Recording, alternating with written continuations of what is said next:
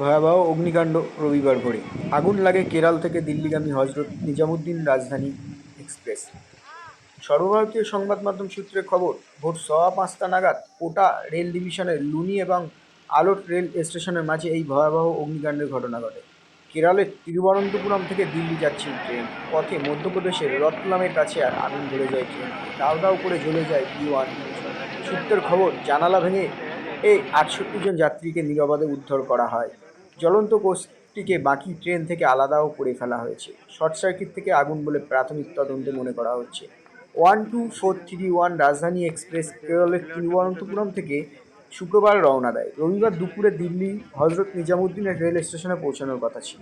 প্রায় ২৬,০০০ কিলোমিটার পথ অতিক্রম করে ফেলেছিল ট্রেনটি। তারপরেই এই ঘটনা ঘটে। এই ঘটনায় হতাহতের কোনো খবর না থাকলেও স্বভাবত ব্যাপক আতঙ্ক ছড়িয়েছে যাত্রীদের মধ্যে।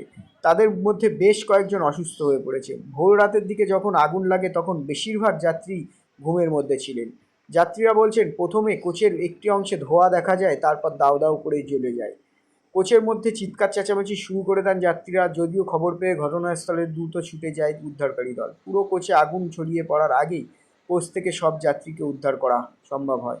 শুধু ওই কোচই নয়, পাশের কোচ থেকেও যাত্রীদের উদ্ধার করা হয়েছে। তবে আগুনের লেলিহান শিখায় গ্রাসে B1 কোচটি সম্পূর্ণ ভস্মীভূত হয়ে গিয়েছে।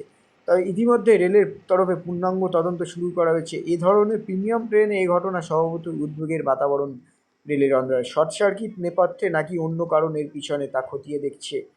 তৈরি করা হয়েছে তদন্ত কমিটির। পাশাপাশি এই ট্রেনে যাত্রীদের বিকল্প ট্রেনে দিল্লি পাঠানোর ব্যবস্থা করা হচ্ছে। Bureau report, BBP news.